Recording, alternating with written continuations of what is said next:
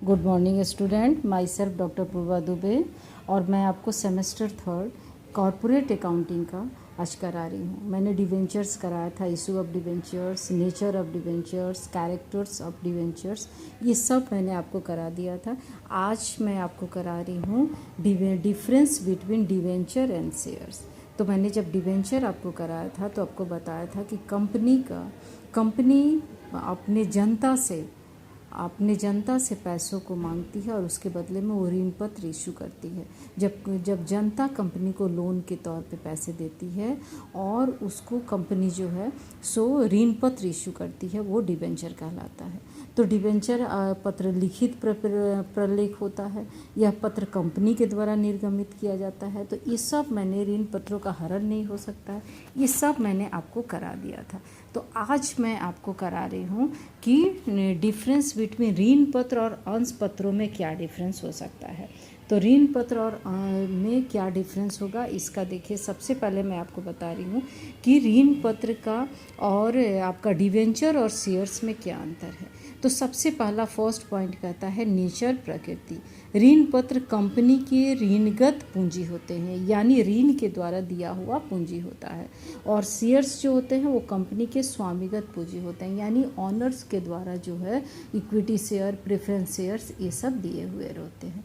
तो दोनों के प्राकृतिक में अंतर है। अब सेकंड पॉइंट कहता है आपका की होल्डर, यानी धारक कौन कौन होते हैं। तो ऋण पत्र के धारक को ऋण पत्रधारी कहा जाता है, यानी ऋण पत्रधारी कहा जाता है जो ऋण पत्र जो पैसे जनता जो है सो कंपनी को देती है, तो उसके बदले में कंपनी जो है वो उनको ऋण पत्र इशू करती है। तो ऋण पत्रधारक जो है वो ऋण पत्रधारक कहा जाता है, और अंश के धारक को अंशधारी कहा जाता है। और जो शेयर लेते हैं, इक्विटी शेयर, प्रेफरेंस शेयर्स लेते हैं, उनको हम लोग क्या कहते हैं, इक्विटी शेयर होल्डर कहते हैं। ठीक है। उसके बाद तीसरा पॉइंट आता है स्टेटस, स्थिति क्या है, यानी ऋण पत्रधारी कंपनी के लेनदार या ऋणदाता होते हैं, यानी कंपनी के क्या होते हैं, लेनदार या आपका दाता होते हैं, यानी कंपनी को पैसे देते हैं और उसके बदले में कंपनी क्या करती है, कंपनी उनको इंटरेस्ट के तौर पे पैसे देती है। इंटरेस्ट के तौर पे देगी, जितने उनका इंटरेस्ट कराता है उतने में देती है। लेकिन अंशधारी कंपनी के मालिक या स्वामी होते हैं। लेकिन ये जो है आपका इक्विटी शेयर होल्डर और प्रेफरेंस शेयर होल्डर जो होते हैं वो कंपनी के मालिक होते हैं, वो कंपनी के मेन मालिक होते हैं, कंपनी के अंशधारी होते हैं, वो मालिक होते हैं, वो कंपनी को चलाते हैं, जैसे इक्विटी शेयर होल्डर और प्रेफरेंस शेयर होल्डर होते हैं। उसके बाद फोर्थ पॉइंट देखिए, प्रतिफल यानी रिटर्न, यानी प्रतिफल कंसिडरेशन, यानी रिटर्न क्या मिलता है।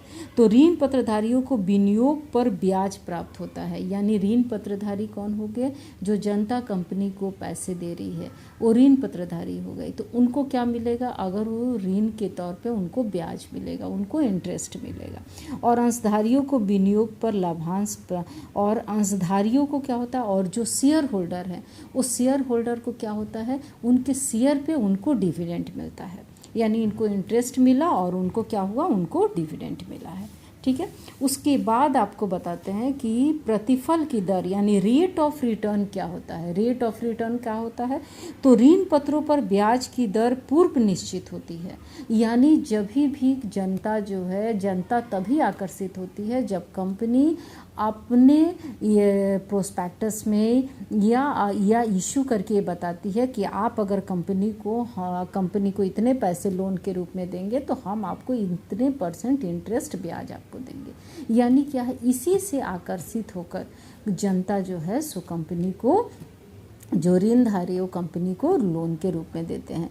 तो इसमें क्या रहता है कि ब्याज की दर पहले से निश्चित रहता है कि हम आपको अगर 10 रुपये दे रहे हैं तो हमको 10 रुपये दे रहे हैं तो हमको 1 रुपये उस पर चाहिए, यानी 100 रुपये दे रहे हैं तो अगर हमको चाहिए तो हमको 10 रुपये आप हमको देंगे। तो 100 रुपये आज हम आपको ऋण के रूप में दे रहे हैं और आप हमको 110 रुपये आप हमको रिटर्न करेंगे, यानी पूरी तरह से अंकित रहता है कि इतने मूल्य आपको कंपनी को वापस करना ही है। उसके बाद कहता है, और जो शेयर्स है अंशों पर लाभांश की दर पूर्व निश्चित नहीं होती या लाभ की मात्रा पे निश्चित होती है, लेकिन अंशों पे क्या होता है, लाभांश का दर जो होता है जो अंकित नहीं रहता है। अगर कंपनी का लाभांश ज़्यादा हुआ तो जानते हो, ये मैंने बताया था कि कंपनी को पहले प्रेफरेंस शेयर होल्डर जो पूर्वाधिकार अंशधारी हैं पहले उनको पैसे देने के बाद अगर हमारे पास पैसे बचते हैं तभी हम इक्विटी शेयर होल्डर को देंगे। ठीक है, उसके बाद पॉइंट आता है कि सिक्योरिटी सुरक्षा क्या है। तो ऋण पत्रधारी सुरक्षित होते हैं, यानी ये पूरी तरह से सुरक्षित रहता है कि अगर जनता कंपनी को ऋण पत्रधारी ऋणधारी कंपनी को पैसे देते हैं तो उनके पैसे डूबेंगे नहीं, उनको पैसे वापस जरूर मिलेंगे। लेकिन हमारा अंशधारी सुरक्षित नहीं रहता है। मान लीजिए कंपनी का लाभांश नहीं हुआ तो फिर कैसे दिया जाएगा, लेकिन अगर कंपनी का लाभ